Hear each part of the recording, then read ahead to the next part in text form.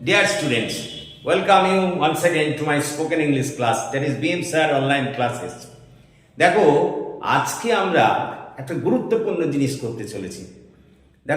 যদি দেখো বাংলা বাক্যের শেষে স্বভাব, কথা বলাই স্বভাব, খাওয়াই স্বভাব, নাচাই স্বভাব, ঘুমনোই স্বভাব, এই জাতীয় বাক্য আছে। আমরা অনেক সময় এরকম বাক্য বলি, যেমন তোমরা বলো সবসময় তার মিথ্যে কথা বলাই স্বভাব, বা এরকম বলো নাচানাচি করাই তোমার স্বভাব, ঝগড়া করাই তোমার স্বভাব।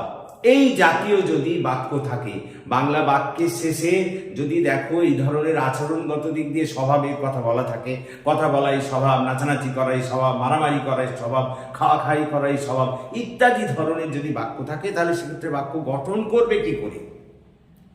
সেখানে বাক্য গঠন করতে গেলে খুব সহজ ব্যাপার।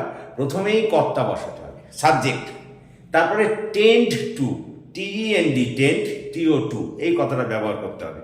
আর কর্তা যদি থার্ড পারসন সিঙ্গুলার নাম্বার হয় তাহলে টেন্ডস টু, TENDS, TO2। আমি আবার বলি, ভালো করে শোনো।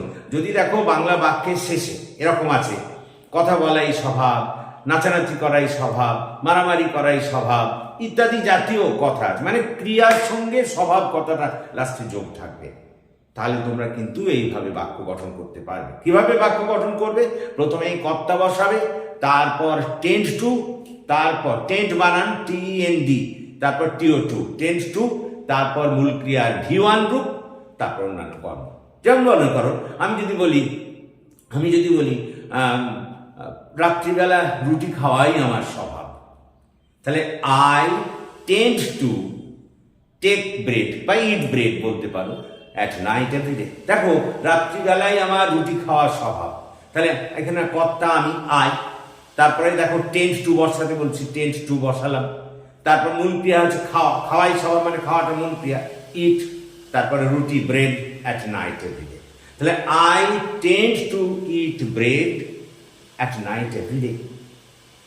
প্রত্যেক দিন স্কুল যাওয়াই তার স্বভাব। তাহলে বলো, তোমরা নিজেরাই বলতে পারবে। দেখো তাহলে প্রথমে এই যাওয়াই স্বভাব, দেখো লাস্টে আছে খাওয়াই স্বভাব, যাওয়াই স্বভাব, নাচাই স্বভাব, ঘুমনোই স্বভাব, ইত্যাদি আছে। তাহলে প্রথমেই কর্তা বসাও, তার মানে হি কর্তা, তারপর টেন্ডস টু হবে এখানে, কারণ হিটা থার্ড পারসন সিঙ্গুলার নাম্বার বলে টেন্ডস টু হচ্ছে। তারপরে মূল ক্রিয়ার প্রেজেন্ট রূপ মানে V1 রূপ, তারপর অন্যান্য কর্ম। তাহলে স্কুলে যাওয়াই তার স্বভাব, তাহলে হি টেন্ডস টু গো, দেখো যাওয়া ইংরেজি গো মূল ক্রিয়া, তারপর টু স্কুল এভরিডে। বা যদি বলি মনে করো প্রত্যেক দিন সকালে বাজারে যাওয়াই বাবার স্বভাব, তাহলে father tends to go to the market in the morning everyday. প্রত্যেক দিন বাড়িতে রান্না করাই মায়ের স্বভাব, mother tends to cook at home every day. লক্ষ্য করো, আমি যেটা কথাটা বলতে চাইছি আমি খুব পরিষ্কার, যে বাংলা বাক্যের শেষে যদি দেখো করাই স্বভাব, খাওয়াই স্বভাব, নাচাই স্বভাব, ঘুমনাই স্বভাব, এরকম জাতীয় কথা থাকে, তাহলে সেক্ষেত্রে প্রথমে কর্তা বসাবে, তারপরে টেন্ড টু, কর্তাটা যদি থার্ড পারসন সিঙ্গুলার নাম্বার হয় তাহলে সেখানে টেন্ডস টু বসাতে হয়, তারপর মূল ক্রিয়ার প্রেজেন্ট, তারপর অন্যান্য কর্ম। দেখো আমি এটা এখানেই লিখে রেখেছি সেরকম কথায়। যদি কোনো বাক্যের শেষে মিথ্যে বলাই স্বভাব, দরাদরি করাই স্বভাব, খারাপ কাজ করাই স্বভাব, ইত্যাদি জাতীয় বাক্য থাকে, তাহলে সেক্ষেত্রে বাক্য গঠন করতে গেলে প্রথমে কর্তা, তারপর টেন্ড টু, তারপর V1 রূপ, তারপর অন্যান্য অংশ বা কর্ম বসাতে হবে। গঠন প্রথমে সাবজেক্ট, তারপরে টেন্ড টু, আর যদি থার্ড পারসন সিঙ্গুলার নাম্বার হয় তাহলে টেন্ডস টু, তারপর V1 রূপ, তারপর অন্যান্য অংশ। দেখো আমি একটা উদাহরণ দিচ্ছি, তার সর্বদা মিথ্যে বলাই স্বভাব। তাহলে দেখো কর্তা এখানে তার মানে হি, তাহলে he third person singular number, ওই জন্য টেন্ডস টু হচ্ছে, নাহলে এমনি শুধু টেন্ডস টু হতো। তারপর he tends to tell a lie always. এরকম অনেক কথা তোমরা বলতে পারো। যেমন মনে করো বিকেলবেলা তাদের ফুটবল খেলাই স্বভাব, বলো আমার সঙ্গে বলো, বিকেলবেলা তাদের ফুটবল খেলাই স্বভাব, তাদের মানে তারা কর্তা ডে, তারপরে বলছি টেন্ড টু বসাতে, টেন্ডস টু, তারপরে হচ্ছে মূল ক্রিয়া এখানে দেখো খেলা, তাহলে দে টেন্ডস টু প্লে, তো কি খেলা? Football in the afternoon everyday. কথাটা বোঝার চেষ্টা করো।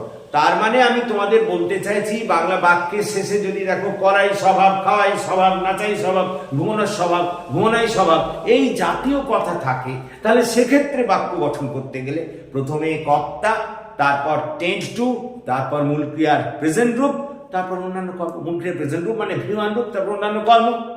শুধু খেয়াল রাখবে কর্তাটা যদি থার্ড পারসন সিঙ্গুলার নাম্বার হয় তাহলে সেক্ষেত্রে টেন্ডের পরিবর্তে টেন্ডস কথাটা লিখতে হবে, টেন্ডস টু। এটুকুই খেয়াল রাখা।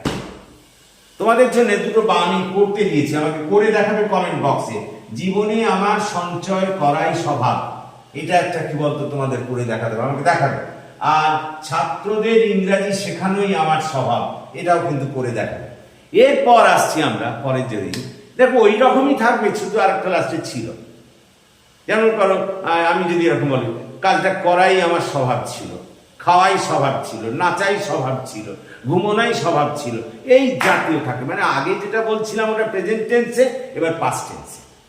যদি দেখো বাংলা বাক্যের শেষে করাই স্বভাব ছিল, খাওয়াই স্বভাব ছিল, নাচাই স্বভাব ছিল, ঘুমোনাই স্বভাব ছিল ইত্যাদি জাতীয় হচ্ছে, তাহলে প্রথমে কর্তা বসাবে, তারপরে টেন্ডেড, TNDD, TO2, টেন্ডেড টু, এই কথাটা বসাবে, তারপর মূল ক্রিয়ার V1 রূপ, তারপর অন্যান্য কর্ম। আবার বলি, দেখো প্রথম যেটা আজকে শেখালাম সেটা বললাম, যদি দেখো বাংলা বাক্যের শেষে করাই স্বভাব, খাওয়াই স্বভাব, নাচাই স্বভাব, ঘুমোনাই স্বভাব ইত্যাদি আছে, তাহলে প্রথমে কর্তা, তারপরে tend two, third person singular number হলে টেন্ডস টু, তারপর মূল ক্রিয়ার V1 রূপ, তারপর অন্যান্য কর্ম। এটা প্রথমে বললাম, এটা প্রেজেন্ট টেন্সের ব্যাপার।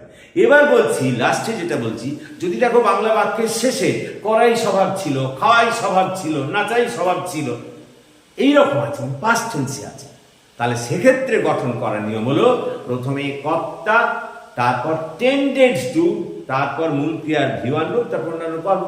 যেমন মনে করো অতীতে স্কুলে যাওয়াই আমার স্বভাব ছিল, তাহলে আই, দেখো স্বভাব ছিল আছে লাস্টে, তাহলে I টেন্ডেড two go to school every day at first.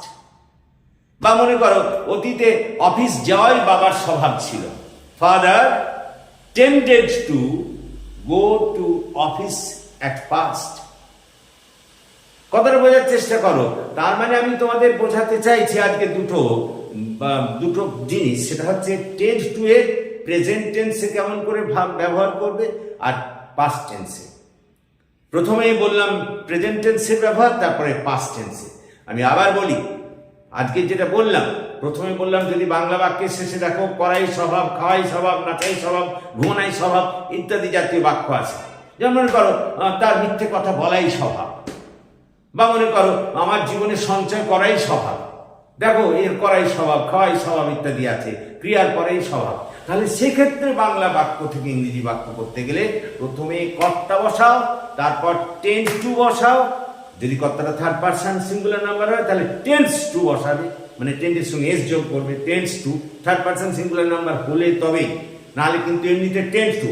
তারপর মূল ক্রিয়ার V1 রূপ, ওই যে করাই স্বভাব, করাটা মূল ক্রিয়া, খাওয়াই স্বভাব, খাওয়াটা মূল ক্রিয়া, যাওয়াই স্বভাব, যাওয়াটা মূল ক্রিয়া, সে মূল ক্রিয়া প্রেজেন্ট রূপ, তারপর অন্যান্য কর্ম। তাহলে এক নম্বর হচ্ছে প্রথমে কর্তা, তারপরে টেন্স টু অথবা টেন্স টু যদি থার্ড পারসন সিঙ্গুলার নাম্বার হয়, তারপর মূল ক্রিয়ার V1 রূপ, তারপর অন্যান্য কর্ম। দু নম্বরে বললাম যদি দেখো এবার বাক্যের শেষে করাই স্বভাব ছিল, খাওয়াই স্বভাব ছিল, নাচাই স্বভাব ছিল, তাহলে তখন হবে প্রথমে কর্তা, তারপর টেন্ডেড টু, লক্ষ্য করো TNDED, টেন্ডেড টু, তারপরে মূল ক্রিয়ার প্রেজেন্ট রূপ, তারপর অন্যান্য কর্ম। যেমন মনে করো দুপুরে আমার ভাত খাওয়াই স্বভাব ছিল, দেখো স্বভাব ছিল আছে, ভাত খাওয়াই স্বভাব ছিল, তাহলে আই টেন্ডেড টু বসালাম, তারপরে এবার মূল ক্রিয়ার প্রেজেন্ট রূপ খাওয়া, ইট, তারপর দেখো রাইস অ্যাট নুন এভরিডে। দুপুরে ঘুমোনা তার স্বভাব ছিল, তাহলে হি টেন্ডেড টু, দেখো স্বভাব ছিল পাস্ট টেন্সে আছে, ওই জন্য টেন্ডেড কথাটা ব্যবহার করছি, he tended to sleep at noon every day. কথাটা বোঝার চেষ্টা করো, প্রত্যেকদিন ওষুধ খাওয়াই তার স্বভাব ছিল, তাহলে he tended to take medicine every day. তাহলে দেখো আজকে আমরা টেন্ড টু দিয়ে বাক্যগুলো শিখলাম, তোমরা এখান থেকে এটা স্ক্রিনশট দিয়ে নিতে পারো। আমি তোমাদের দুটো করতে দিয়েছি প্রেজেন্ট টেন্সের উপরে ভিত্তি করে, আর সামনের ক্লাসে আমরা এরই নর্থক এবং জিজ্ঞাসা সূচক বাক্য সেগুলো শিখব। আজকে শুধু সদর্থক দেখলাম, প্রেজেন্ট এবং পাস্টে কিভাবে টেন্স টুকে ব্যবহার করা যায় সেটাই আজকে শিখেছি। আশা করি তোমরা বুঝতে পেরেছো। So thank you. তোমাদের যদি ক্লাস ভালো লাগে প্লিজ তোমরা বন্ধুদের মধ্যে এটা শেয়ার করো, এবং শুধু তাই নয়, আমার এই চ্যানেলটিকে সাবস্ক্রাইব করো, যাতে আমি তোমাদের পাশে আরো থাকতে পারি এবং তোমাদের আরো ভালো করে সাহায্য করতে পারি। So that's all, have a good day.